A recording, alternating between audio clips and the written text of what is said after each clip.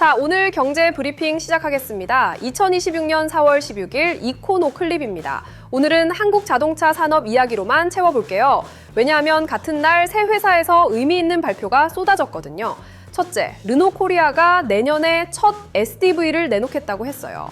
2028년부터는 부산 공장에서 전기차를 만든답니다. 둘째, 현대차그룹 정의선 회장이 미국 워싱턴 DC에 등장했어요. 2030년까지 휴머노이드 로봇을 연간 3만 대 만들겠다고 선언했습니다. 셋째, 제네시스가 국내 누적 판매 100만 대를 넘었어요. 브랜드 출범 10년사, 개월 만의 기록입니다. 새 뉴스를 그냥 따로 보면 자동차 회사 소식 3개죠. 그런데 묶어서 보면 한국 제조업의 다음 10년 그림이 보입니다. 오늘 저랑 그 그림을 같이 그려보시죠. 첫 번째 뉴스 들어가 보겠습니다. 르노코리아 사장 니콜라 파리가 4월 14일 기자간담회를 열었어요. 서울 용산 그랜드 하얏트 호텔에서요. 핵심 메시지가 3가지였습니다. 하나, 내년에 소프트웨어 정예 차량을 처음 출시한다. 둘, 2028년에 부산 공장에서 르노그룹 차세대 전기차를 만든다. 셋, 2029년까지 매년 신차 한 대씩 내놓는다. 자, 여기서 중요한 게 뭐냐면요. SDV라는 단어입니다. 풀어서 소프트웨어 정예 차량이라고 해요. 쉽게 말씀드릴게요. 지금까지 자동차는 하드웨어가 주인공이었어요. 엔진 출력 몇 마력, 변속기 몇 단 이런 식이었죠. 그런데 SDV는 다릅니다. 스마트폰을 한번 떠올려 보세요. 같은 아이폰인데 업데이트 한번 하면 기능이 확 바뀌잖아요. 사진 화질이 좋아지고 새 기능이 생겨요.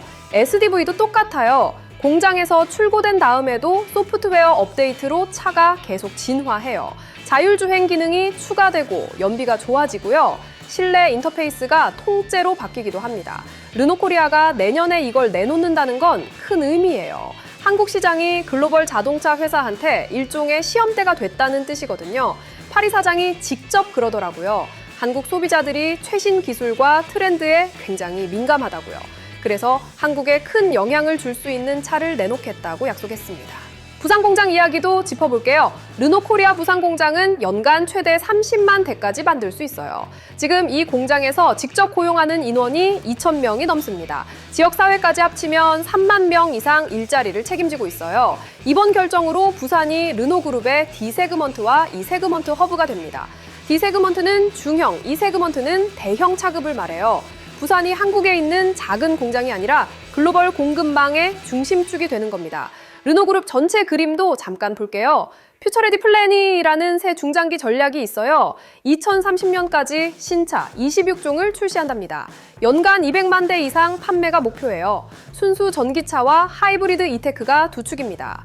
르노코리아도 2029년까지 매년 새 전동화 모델을 한 대씩 선보이겠다고 했어요. 생활에 미치는 영향도 짚어드릴게요. 부산 공장 풀가동까지는 시간이 걸린다고 사장이 직접 말했어요. 당장 가동률을 끌어올릴 수는 없다고요.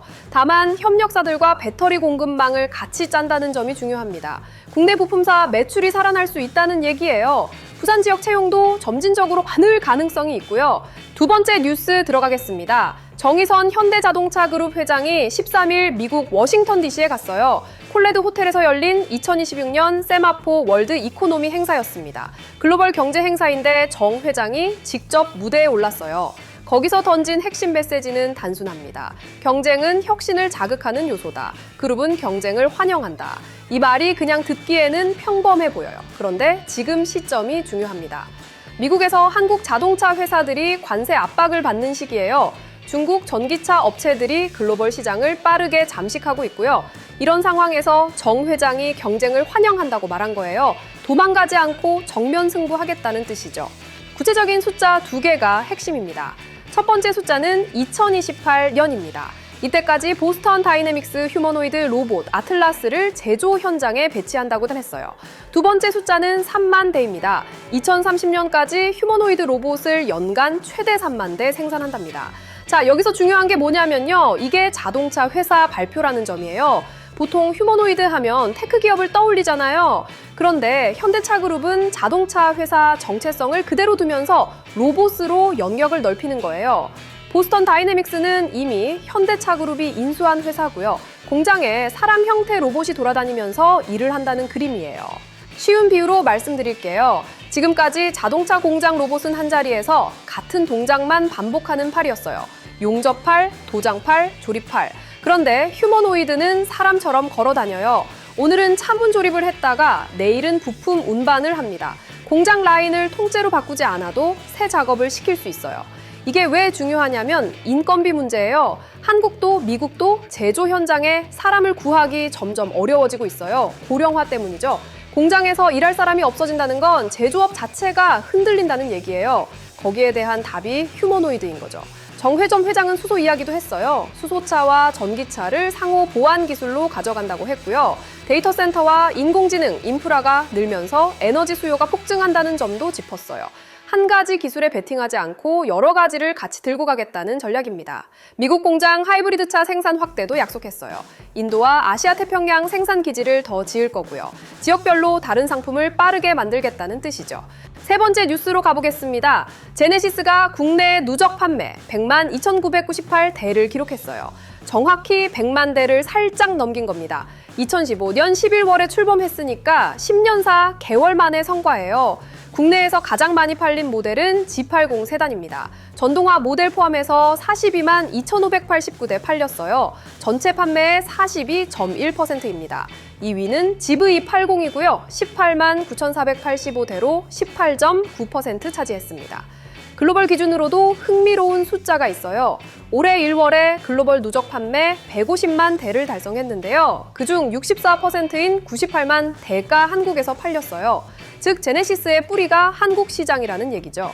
자, 여기서 중요한 게 뭐냐면요. 한국에서 럭셔리 브랜드가 10년 만에 100만 대를 넘었다는 점이에요. 세계적으로 흔치 않은 속도입니다.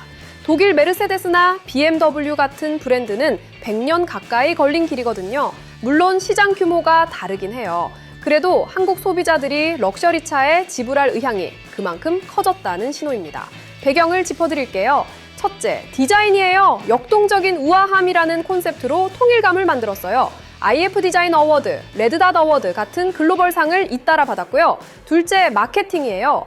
2017년부터 부산국제영화제를 후원했고요. KPGA 투어의 제네시스 챔피언십이라는 대회를 만들었어요.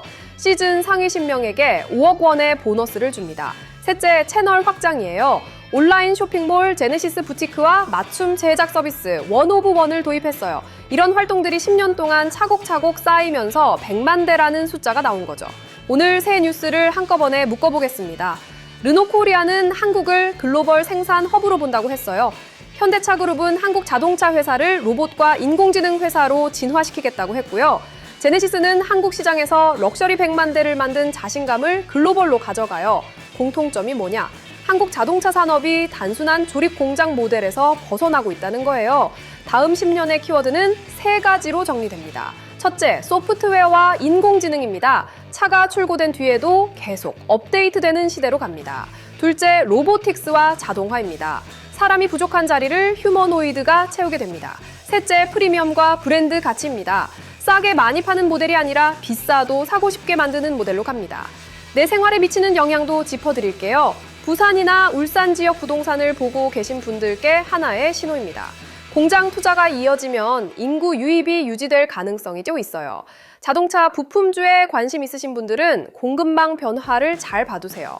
배터리, 반도체, 라이다 부품사들이 새 사이클을 탈 수 있습니다. 다만 특정 종목 추천은 절대 드리지 않습니다.